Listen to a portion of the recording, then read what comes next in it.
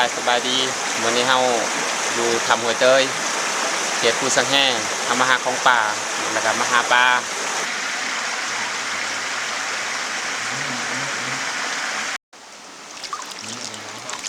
บรรยากาศขึ้นนี่ก็การเบ็ดเลยปลาดุกปลาเดิบ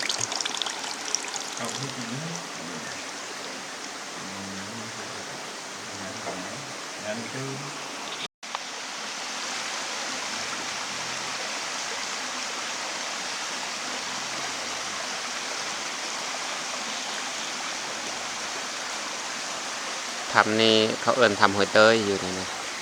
อยู่ในเขตภูสังแห่แต่บัดนี้เราสิไปยามเบ็ดยามมองแต่ยามเมื่อคืนนี่ก็ได้ร้ายแล้วอะ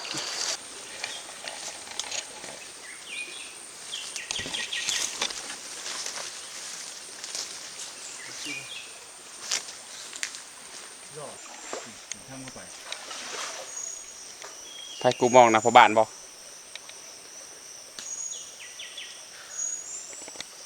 นะถือได้ปลาถือมองนะถือบอกถือค่ะ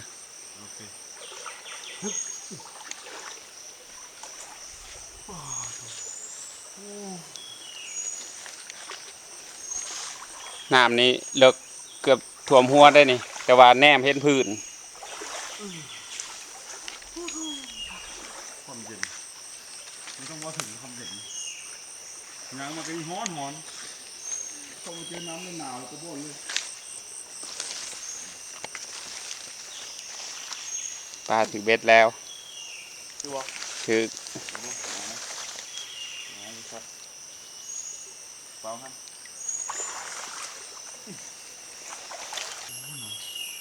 คุณนะทุกคนน้ำคือแต่นี่แล้วบัดนี้เขายามเบ็ดแล้วเขาก็สิได้เมื่อบอลเมื่อเฮ็ดอยู่เฮ็ดกินแล้วบัดนี้60 เมตรดิผมไปนะผม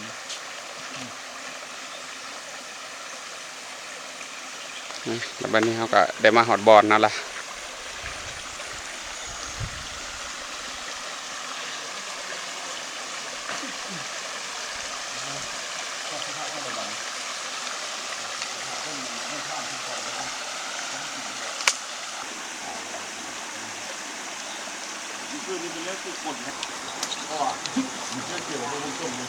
อันนี้คลองที่เราไปการได้เมื่อคืนนี้ได้ไก่คว้าตัวหนึ่ง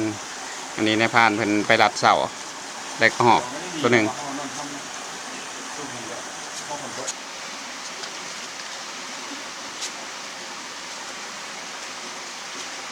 โคปลามีโคอยู่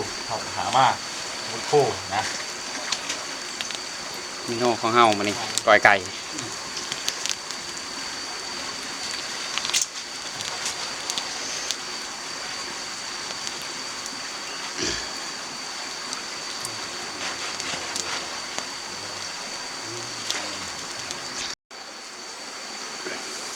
ถ่ายมันมาพุ่งเลย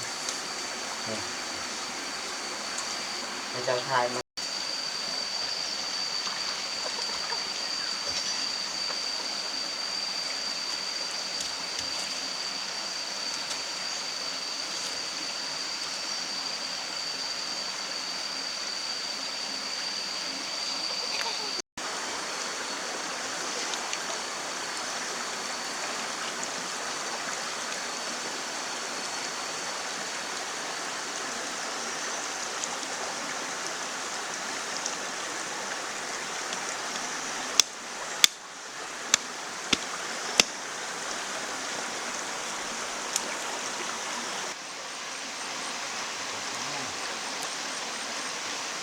นอนได้มาแล้วให้มันผมได้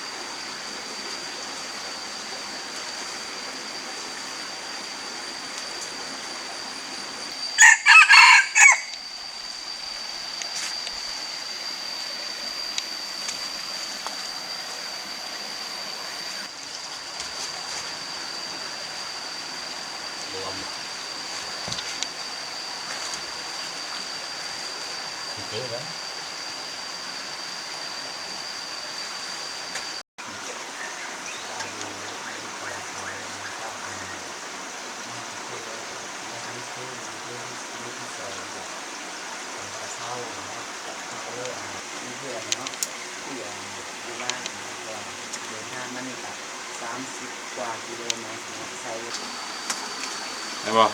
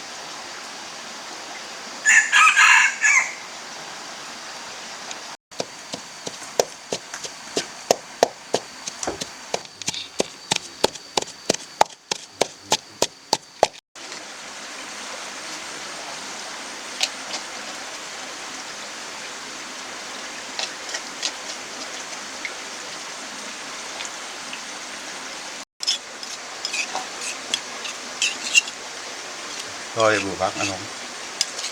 บุพัก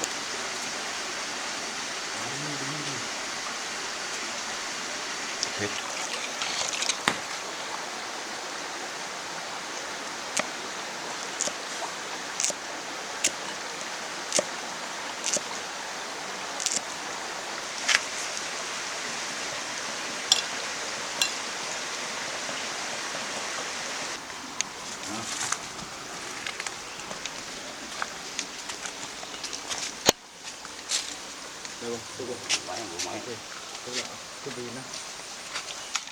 โอ้พักนี่ก็กินได้แล้วพักสมติ๋วเนาะ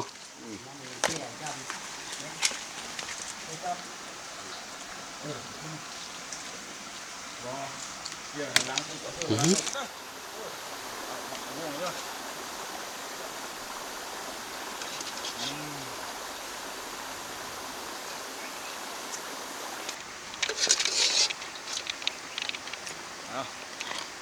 วันนี้เขาซีไม่ได้กินข้าวอยู่ป้าทำเพราะว่ามันเองเขาก็เลยบุเด้ ไข่ไก่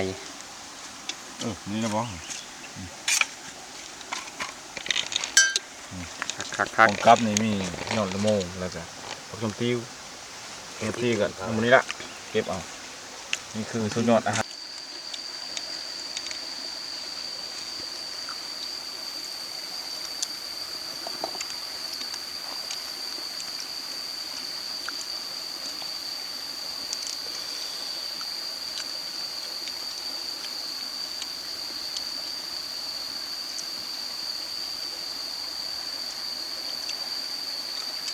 เด้อ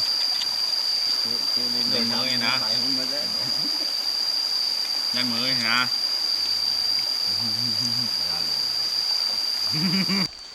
หลังจากกินข้าวแล้วเขาก็จะหาอาบน้ำซะก่อนมื้อนี้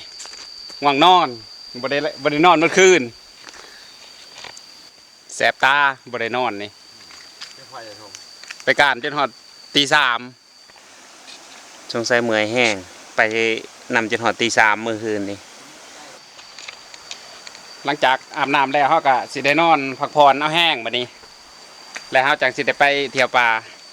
เอาก็สำหรับปิดคลิปไว้เพียงเท่านั้นเนาะคลิปนี้คลิปหน้าพอกันใหม่